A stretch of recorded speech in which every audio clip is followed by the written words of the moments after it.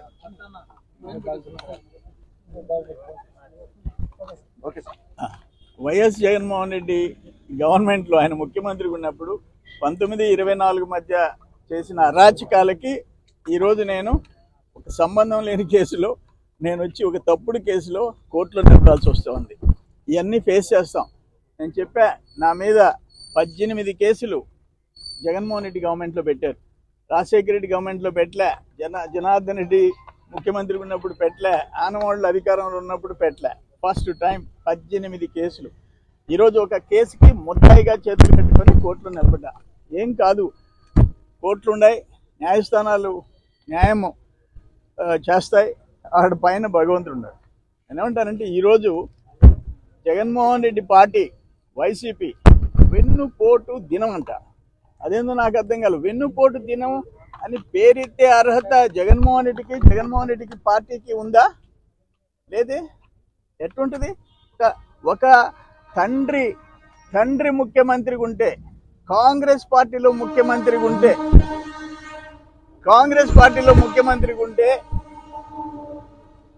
43,000 కోట్ల కుంభకోణంలో ముద్దాయి ఎవరు? జగన్మోహన్ రెడ్డి. రాజశేఖర రెడ్డి సీఎంగా ఉంటే కాంగ్రెస్ గవర్నమెంట్లో నువ్వు సంపాదించింది 43,000 కోట్లు. ఈ దేశంలో ఎవరైనా ఒక ముఖ్యమంత్రి కొడుకుగా 43,000 కోట్లు ఓపెన్గా పట్టుకొని సిబిఐ కేసు పెట్టిందంటే, 2012లో పెట్టిందంటే, 13 years బ్యాక్ పెట్టిందంటే, నీకు వెన్నుపోటు అని పేరెత్తే అర్హత నీకుందా? పదం పలికే అర్హత ఉందా? అయిపోయింది. ఆ 43,000 కోట్లు కాంగ్రెస్ ముఖ్యమంత్రిని అడ్డం పెట్టుకొని సంపాదించావు. కాంగ్రెస్కి ఎన్నుపోటు పెట్టి సొంత పార్టీ పెట్టావు. నువ్వో మాట్లాడేదంట. ఈరోజు జనాన్ని ఎన్నుపోటు పొడిచావు. నువ్వు ఒక్క ఛాన్స్ అని చెప్పి నువ్వు కలిసిన కల్తీ మద్యం తాగిచ్చి 1000 మందిని చంపి లక్షల మందిని బెడ్రెడన్ చేసావు, మంచం ఎక్కించావు. ఎంత ఈరోజు సిఐడి ఎంక్వైరీలో ఇప్పటికి తేలింది 3,200 కోట్లు. ఒక బోఫర్స్ ఎంత? 60 కోట్లు. ఒక 2G స్కామ్ ఎంత? 100 కోట్లు. నీ స్కామ్ ఎంత? అప్పుడు 43,000 కోట్లు, ఇప్పుడు 3,200 కోట్లు. మైనింగ్ స్కామ్ తీస్తే ఎంత? ఈ లిక్కర్ స్కామ్లో అనఫిషియల్ సేల్స్, అనధికారికంగా అమ్మిన సేల్స్ తీస్తే మరెంత? ఈరోజు నువ్వా వెన్నుపోటు దినం నడిపేది? జనాన్ని, రాష్ట్రాన్ని సర్వనాశనం చేసినోడివి. నీకు ఒక్క ఛాన్స్ ఇస్తే రాష్ట్రాన్ని సర్వనాశనం చేసినోడివి. అక్కడ ఈరోజు పరిస్థితి ఏంటి? గంజాయి రౌడీ షీటర్స్ని ఈయన పోయి చూసి వస్తా అంట. హెడ్ కానిస్టేబుల్ని చంపబోయిన వాళ్ళని, 9-10 కేసులు ఉండేవాళ్ళని పోలీసులు కొడితే ఆయన నీ సొంత ఎంపీని ఆయన చెప్పాడు. నీ సొంత ఎంపీ రఘురామకృష్ణరాజు గారు RRR చెప్పాడు, నన్ను 125 దెబ్బలు కొట్టారయ్యా, వీడియోలో చూస్తా కొట్టించాడు ఆయన జగన్మోహన్ రెడ్డి, వీడియోలో చూస్తా. ఆయన ఈరోజు వెన్నుపోటు దినం అంట.